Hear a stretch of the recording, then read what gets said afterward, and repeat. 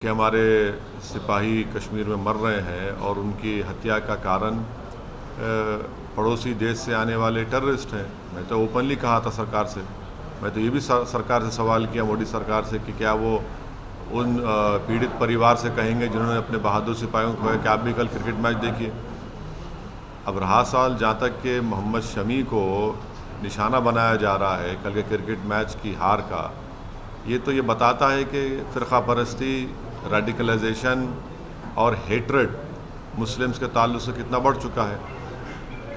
एक टीम में 11 खिलाड़ी होते हैं, 11 खिलाड़ी में एक मुसलमान होता है, तो आप उसको टारगेट कर रहे हैं लोग। भाई खेल में तो जीत हार होती है ना, कोई टीम जीतती है कोई हारती है, तो इसमें एक मोहम्मद शमी को टारगेट करना ये बताता है कि हेट्रेड, रेडिकलाइजेशन और कम्युनलाइजेशन कितना बढ़ चुका है और कौन फैला रहा है इसको। ये तो जवाब देना पड़ेगा। क्या बीजेपी की सरकार कंडेम करेंगी उन लोगों को जो आज एक 11 में से एक प्लेयर को जो सोशल मीडिया पे उसको ट्रोल किया जा रहा है, उसको अनाप शनाप उसके बारे में बकवास बका जा रहा है। ये शर्म की बात है, अफसोस की बात है। वो तो इंडिया की टीम के लिए खेल रहा था ना। सर, उत्तर प्रदेश में प्रधानमंत्री जी की रैली हो रही है, अभी काशी में चल रहा है, लेकिन थोड़ी देर पहले सिद्धार्थनगर में हुआ। मेडिकल सुविधाओं को लेकर काफ़ी बात करी जा रही है, कई चीज़ों का उद्घाटन कर रहे हैं, और उसमें योगी जी ने भी कहा कि आज़ादी के बाद जो लोग मेडिकल सुविधाओं से वंचित रह के जिनकी मौतें हो गई, उन लोगों को एक तरह से श्रद्धांजलि होगी है जो सुविधाएँ दी जा रही हैं। तो योगी को श्रद्धांजलि दो बोलिए, जो गंगा पे लाशें तीर रही थी, जो नदी के किनारे जो कुत्ते लोच कर लाशों को खा रहे थे, उनको भी श्रद्धांजलि बोलिए, बोलेंगे उनके लिए। वो जिनको जलाने के लिए लकड़ी नहीं मिली, अंतिम संस्कार के लिए दफनाने के लिए ज़मीन नहीं मिली, उनके बारे में बताइए। योगी क्या योगी ये कहना चाह रहे हैं? योगी को ये भी कहना चाहिए ना, उनको भी दीजिए आप, फिर बताइए उनके बारे में क्यों नहीं बोलते योगी। ये तो ड्रामा कर रहे हैं। आपको हम आपको फिगर्स दे रहे हैं कि उत्तर प्रदेश सरकार में आज शॉर्टफॉल है सब सेंटर्स का 13,944 का। आपके लिए 40% इसमें शॉर्टफॉल है। उसमें वहाँ पर पब्लिक हेल्थ सेंटर में शॉर्टफॉल है 2,936 का, ये 49% शॉर्टफॉल है पब्लिक हेल्थ केयर सेंटर में। हाँ, कम्युनिटी हेल्थ सेंटर में 53% का शॉर्टफॉल है। जो number of specialist community health centre में ना, इसमें 84% का शॉर्टफॉल है।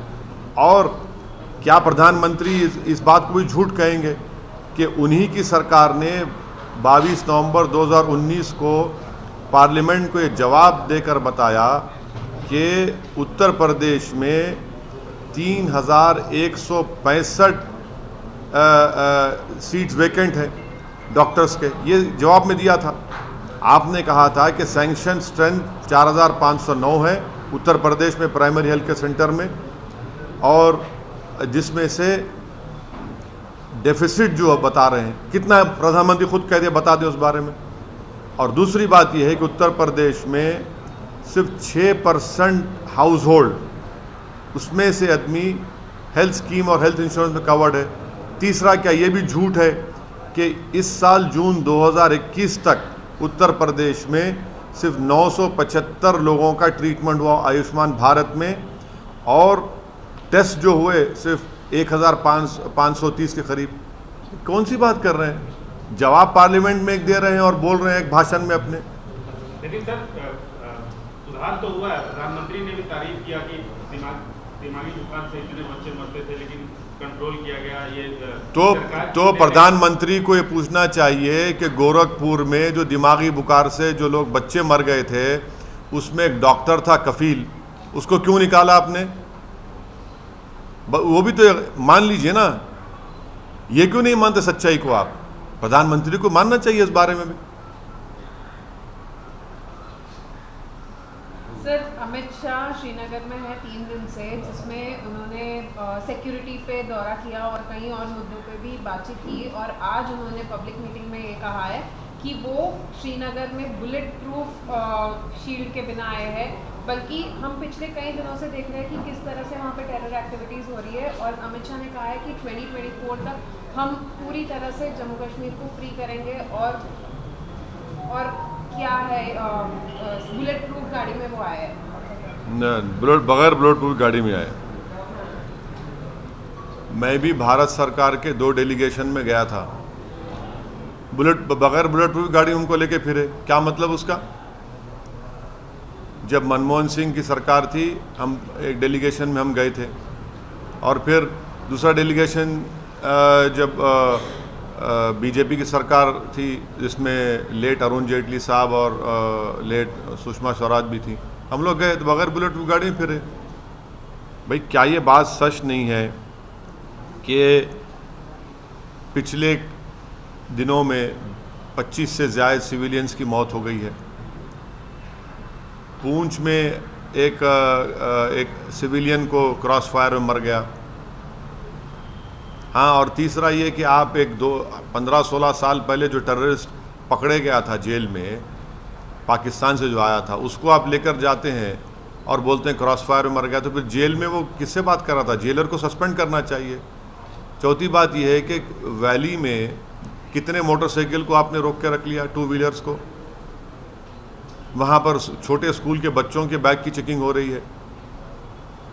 ये सब क्या हो रहा है? फिर हमको भी गाड़ी में बगैर बुलेट गाड़ी भी लेके फिरे थे। सवाल ये नहीं है ना, सवाल ये है कि वहाँ पर ये हत्याएं जो हो रही है, यहाँ पर जो हमारे सिपाही मारे जा रहे हैं, उसके बारे में सरकार के पास कोई एक्शन प्लान ही नहीं है। सर 100 करोड़ के करीब डोज हो गया वैक्सीनेशन का, पूरा सेलिब्रेशन हुआ, आपने भी सेलिब्रेट किया क्या? देखिए, चीन ने 200 करोड़ वैक्सीनेशन लगा दिया चीन में, और वो किया उन्होंने सितंबर में। भारत में 100 करोड़ यकीनन वैक्सीनेशन लगाए गए हैं। कितने भारतीयों को लगाए डबल डोज? सिर्फ 31%। और फिर यही मोदी सरकार ने कहा था कि 31 दिसंबर 2021 तक सबको डोज लग जाएगा, 2 डोज लग जाएंगे। उस वक्त के जो इंफॉर्मेशन ब्रॉडकास्टिंग मिनिस्टर थे, उन्होंने पब्लिकली सरकार की तरफ से स्टेटमेंट दिया, तो भी झूठ साबित हुआ। क्या आप 2 महीने में इतने इंजेक्शन लगा पाए, वैक्सीनेशन लगा पाएंगे? नहीं लगा पाएंगे। अगर यही रफ्तार चली तो आइंदा साल 22 मार्च अप्रैल तक 2 डोज लगेंगे लोगों को, पूरी जनता को। और दूसरी बात, प्रधानमंत्री बोलते बगैर वीआईपी कल्चर। अरे 25% तो लोग अब खुद लगा लिए ना, उसमें सरकार का क्या रोल रहा? तीसरी % प्रधानमंत्री बोलते कि मेड इन इंडिया। कहाँ मेड इन इंडिया है ये? 90% तो ऑक्सफोर्ड जेनेका की वैक्सीनेशन लगाई गई है, और वो बनाई गई बरतानिया में। उसको बनाने का इंतज़ाम यहाँ पर पूना की फैक्ट्री को दिया गया। 10% यस, जो 10% वैक्सीनेशन लगाई गई वो भारत में बनी। 90% तो वो तो इंग्लैंड बरतानिया की बनाया गया है, वहाँ बनाया गया है। तो इस पर भी सच्चाई नहीं है।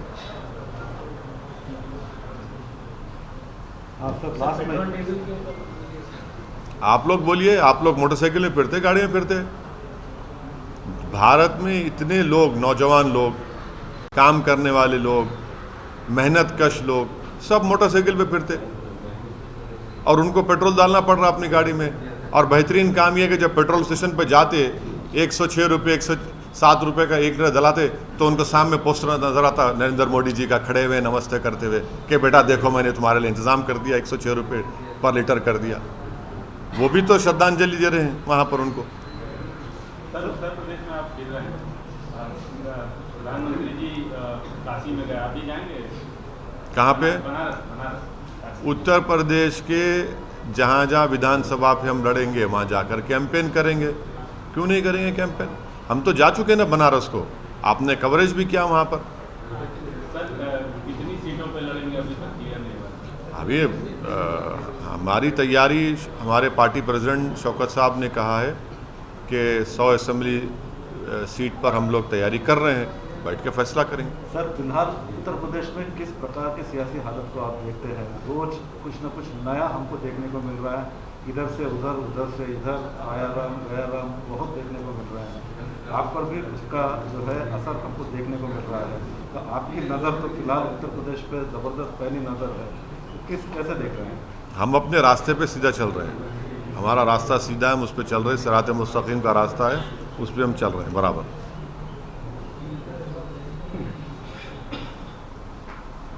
Thank you. नमस्कार, मैं हूं मानक गुप्ता।